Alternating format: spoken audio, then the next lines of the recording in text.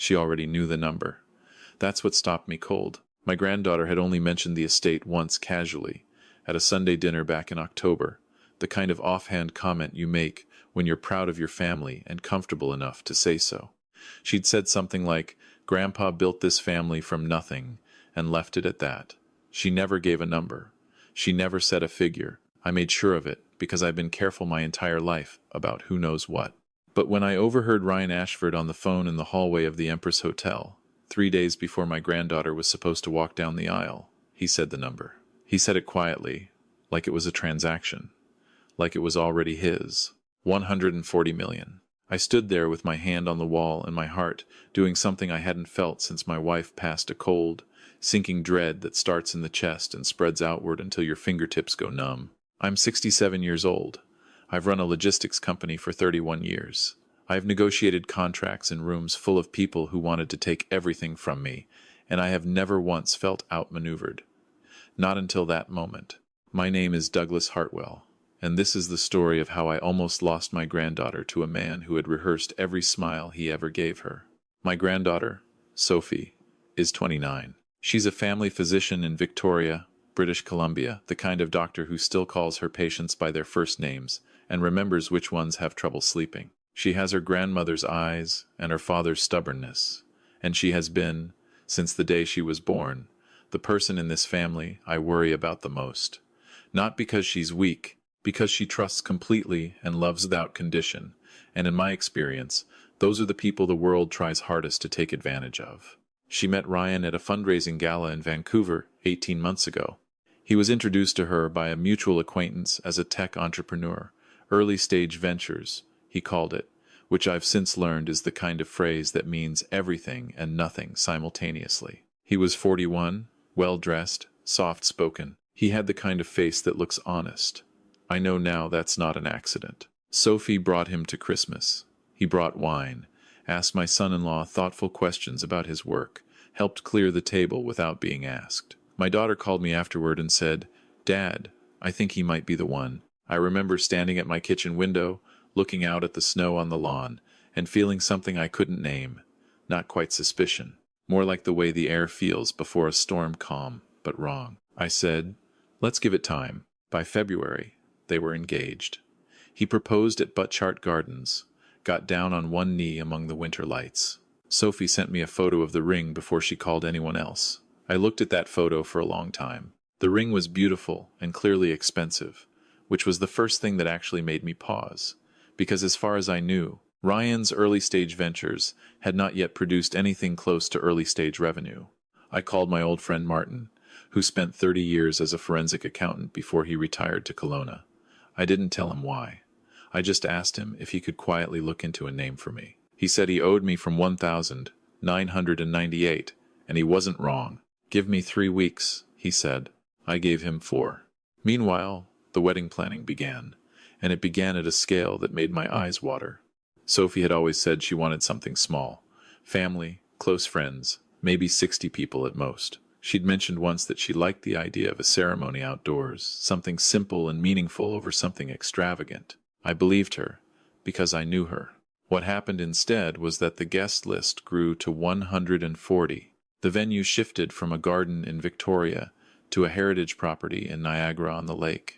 The catering budget doubled. The floral arrangements required a consultation with someone who flew in from Montreal.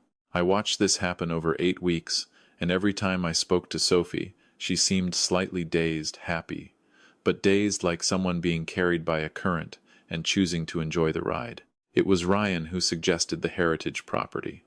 Ryan who knew someone in the events industry. Ryan who had opinions, fully formed and confidently delivered, about every detail of a wedding that was supposedly about 2 people starting a life together. And it was Ryan who first brought up the trust. He didn't do it directly. He never did anything directly. I understand that now. He did it through Sophie, the way someone might put words in your mouth slowly enough that you don't notice they're not yours. Sophie called me on a Wednesday evening in March, and she said, very casually, Ryan was wondering, and this is just something he was curious about, whether it might make sense, now that we're getting married, to update the structure of the family trust to reflect that. I sat down. Reflect that how?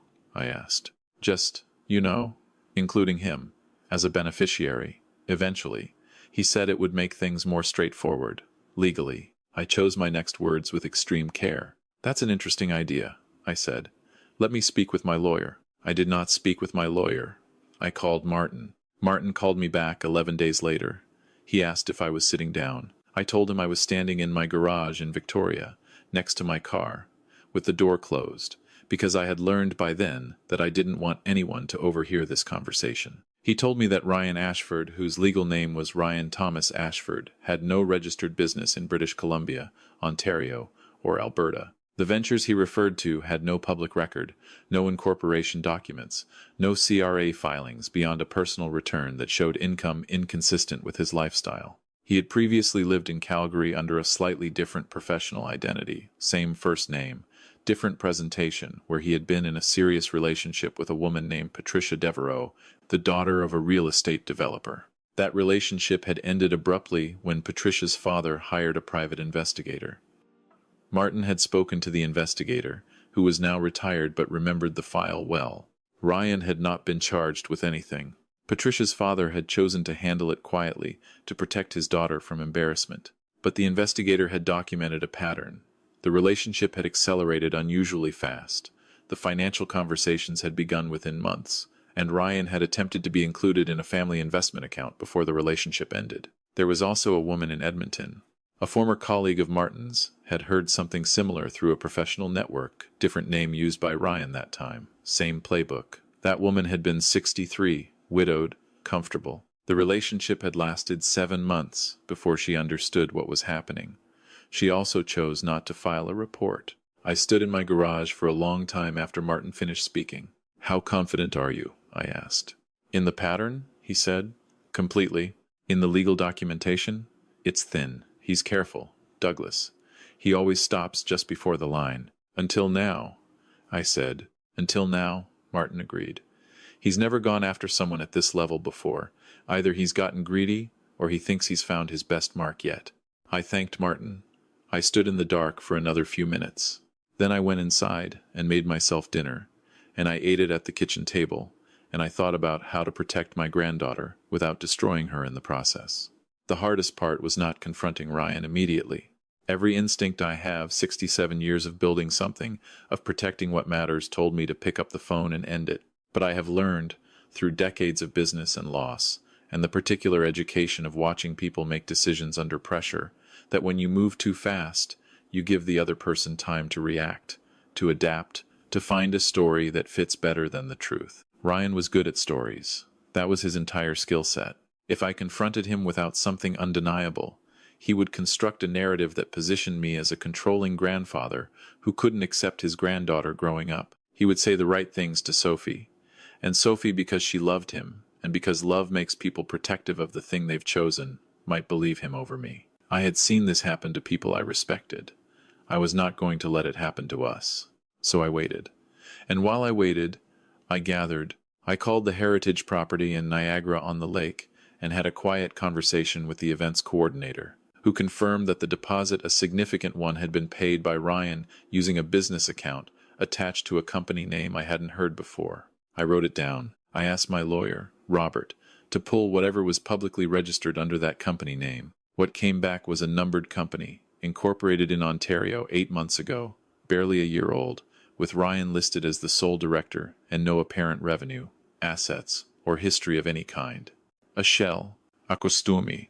I spoke to Sophie's mother, my daughter, Carol, very carefully.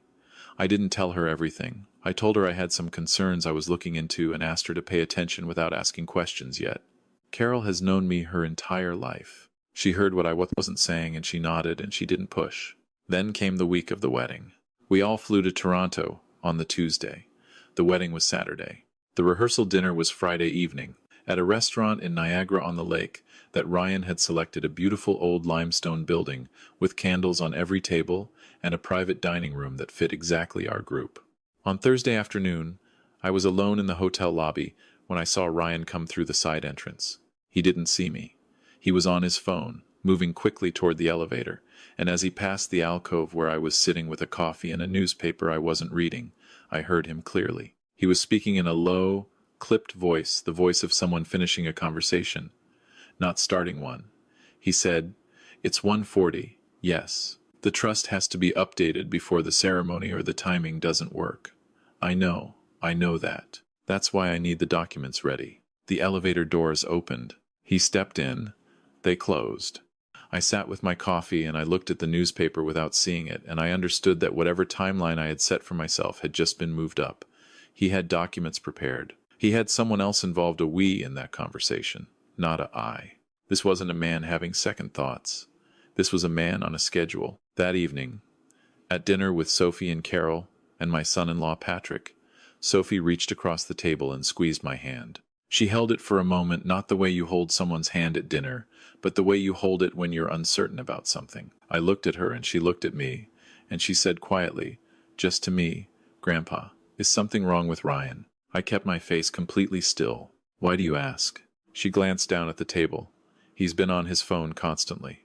And last night I found a folder in his bag. I wasn't snooping.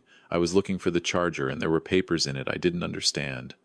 Legal-looking things, with my name and your name on them." She paused. I put them back. I didn't read them properly. But I can't stop thinking about it. I squeezed her hand back. "I need you to trust me," I said. "Can you do that for one more day?" She looked at me for a long moment. My granddaughter has never been naive. She's a doctor. She reads people for a living. I think, somewhere underneath the love and the plans and the beautiful ring, she had already started to read Ryan and hadn't liked what she found. "Yes," she said. "I called Robert that night from my room. I told him what I had heard in the lobby. I told him about the folder Sophie described. He confirmed what I already suspected. Any modification to the family trust required my direct instruction and my signature. No one else could initiate the process. Whatever documents Ryan had in that bag were not legitimate changes to any real trust document. They were forgeries, or they were designed to pressure me into signing something under false pretense, or both. "Can you document this?" I asked. "If you can get me those documents," Robert said, "yes. And it becomes a criminal matter. Fraud, forgery, potentially attempted theft by deception. This isn't civil territory anymore, Douglas." I told him to be available by phone tomorrow. Then I called Martin and asked him one more question. Did he have the name of the contact in Edmonton, the woman who had chosen not to report? He hesitated. "I can try. No guarantees she'll want to talk." "I understand," I said. "Try anyway." Friday. The rehearsal dinner. I arrived early, which I always do. I spoke with Carol privately for 10 minutes before the others arrived. She knew now I'd told her that morning, concisely, without drama, the way you deliver information that needs to be acted on, rather than processed emotionally. She sat very still while I talked. When I finished, she said, "What do you need me to do?" "That is my daughter." I told her to stay close to Sophie and to leave Ryan to me. The dinner was lovely, objectively. The food was excellent. The room was warm. The people around the table were good people who had come a long distance to celebrate two people they loved. I watched Ryan work the table, moving from person to person, attentive and charming, laughing at the right moments, touching Sophie's shoulder in a way that looked tender. He was remarkable at it. I think he had probably always been remarkable at it. Halfway through the main course, I leaned across to him and said, quietly, "Ryan, could I steal you for 5 minutes after dinner?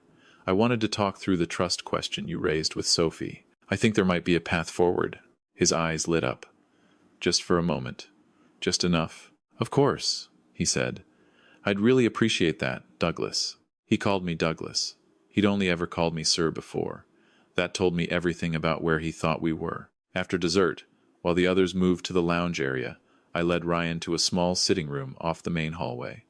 Carol stayed with Sophie. I had asked Patrick to keep people settled for a few minutes without explaining why, and Patrick, who has been married to my daughter for 31 years and knows when not to ask, simply nodded and went to pour someone a drink. I closed the door. Ryan was relaxed, confident. He sat down across from me and crossed one leg over the other and smiled the smile he had clearly practiced in mirrors. "I want to start," I said, "by telling you what I know." The smile didn't move.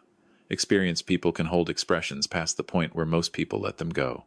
I told him about the numbered company, about the events deposit, about Patricia Devereaux in Calgary, and the private investigator her father had hired, about the woman in Edmonton, whose name Martin had obtained by that afternoon, a retired teacher named Brenda Carmichael, who, when Martin called her, had wept quietly and said she had always wondered if it would happen to someone else. I told him that I had spoken to my lawyer, that I knew the documents in his bag were not legitimate, that any attempt to use them would constitute fraud under the Criminal Code of Canada. I told him that I had already filed a report with the RCMP that morning. That last part was true. I want to be clear about that. Unlike another man in another situation might have done, I did not make deals. I did not offer him a quiet exit in exchange for disappearing. I had filed the report at 9 a.m., before the rehearsal dinner, before the sitting room conversation, because I had decided that protecting my granddaughter was not sufficient, that protecting Brenda Carmichael and Patricia Devereaux and whoever came after them was also my responsibility. Ryan Ashford had relied his entire career on the silence of embarrassed families. I was not going to give him mine. I watched his face as I said it. The smile finally moved. He said nothing for almost 30 seconds. Then he said, "I want to call my lawyer." "That's your right," I said. "Your phone is in your pocket." He stood. He was still composed, I'll give him that. He was very composed, but there was something around his eyes that hadn't been there before. Something calculating, recalibrating, looking for the angle that wasn't there. I watched him find each door and find it closed. "Sophie will never forgive you," he said. "Sophie," I said quietly, "has already asked me if something was wrong with you. She found the folder." He left the room without another word. 2 officers spoke with Ryan at the hotel later that evening. I was not present for that conversation. What I know is what Robert told me in the days following. The documents in Ryan's bag included a forged letter of instruction, purportedly from me to my trust administrator, as well as an amended beneficiary document that had not been executed by anyone with legal authority to do so. The numbered company was also being investigated for activities in Ontario that predated his relationship with Sophie. Ryan Ashford was charged. The proceedings are ongoing, and I won't say more than that, because it is before the courts and because I am not interested in drama. I am interested in outcome. Sophie did not forgive me immediately. I want to say that clearly because I think it matters. She was devastated not because she defended Ryan past a certain point, but because she had loved him genuinely, and the loss of something you love genuinely, even when it turns out to be a lie, is still a real loss. She needed time with it. She needed to grieve it. And she needed, I think, to feel that she wasn't foolish for having loved him because she wasn't. He was very good at what he did. That's what made him dangerous. 4 months later, she drove up to Victoria for a weekend. We sat on the back porch and drank tea and watched the water. And she said, "I keep thinking about all the things I missed." "You didn't miss them because you were naive," I said. "You missed them because you were kind. There's a difference." She thought about that for a while. "Do you think he ever felt anything?" she asked. "For any of us?" "I think he felt something," I said. "I just don't think it was what he told you it was." She nodded slowly and wrapped her hands around her mug and looked at the water. And I sat next to her and was grateful, in a way that goes beyond anything I know how to express, that she was here to ask me that question. Brenda Carmichael, the woman in Edmonton, sent me a card about 6 months after everything. It was a simple card, cream-colored, no printed message inside, just a handwritten note in neat, careful cursive. She said that when Martin first called her and told her that someone had taken the matter seriously, she had sat down at her kitchen table and cried for an hour. She said she had spent 2 years wondering if she was partly to blame. She said she was glad to know she wasn't the last one. I have kept that card in the top drawer of my desk. I don't talk about it much, but I think about it every time someone asks me why I didn't just let Ryan go quietly, the way other families in this situation have done. I think about Brenda at her kitchen table. I think about Patricia Devereaux's father, who chose silence to protect his daughter, and instead, inadvertently, protected Ryan. I understand why he made that choice. I did not make the same one. If there is anything I know after 67 years of building and losing and protecting and loving, it is this. Silence is rarely as protective as it feels in the moment. Silence protects the thing you can see: your family's reputation, your granddaughter's dignity, your own sense of control, and it abandons the things you can't see. The next person, the one who comes after, the retired teacher who answers the phone 2 years later and starts to cry because she never knew if it would happen again. It will always happen again, until it can't anymore. Sophie is doing well. She's back in Victoria, back with her patients, back to being the person she was before all of this, except not quite. because we are never quite the same after the things that shake us. She's more careful now, and I don't mean that in a sad way. Careful isn't the same as closed. She still trusts. She still loves without condition. She just does it now with a part of herself that watches quietly, without suspicion, just watches, and I think that's healthy. I think that's what experience is supposed to give us. She has a friend she's been spending time with. A man named James who teaches high school biology and coaches junior lacrosse on weekends. He is, by all appearances, completely ordinary, and I find that I cannot tell you how relieved I am by ordinary. He came for dinner last month. He brought a plant, a small potted basil, because Sophie had mentioned she liked to cook. He helped with the dishes. He asked me about the logistics business and seemed genuinely interested in the answer. I poured him a second cup of coffee and I thought, this is what it's supposed to look like. Before he left, he shook my hand. Good handshake. Looked me in the eye. Said it was good to meet me. You too, I said, and I meant it. If you are reading this and you are in a situation where something feels wrong in a relationship, in a family, in a room where someone is being very charming, and you cannot quite name why your hands have gone cold, please hear me when I say, that feeling is information. It is not paranoia. It is not cruelty towards someone who might be innocent. It is your body's long experience of the world telling you to look closer. Look closer. Ask the questions. Make the call. Find the Martin in your life, the Robert, the Carol, who will nod and not push and stand next to you when it matters. And if you find something, do not choose silence because it feels protective. Choose what protects the person you cannot see yet, the one coming after. That is what love actually looks like when it has to be hard.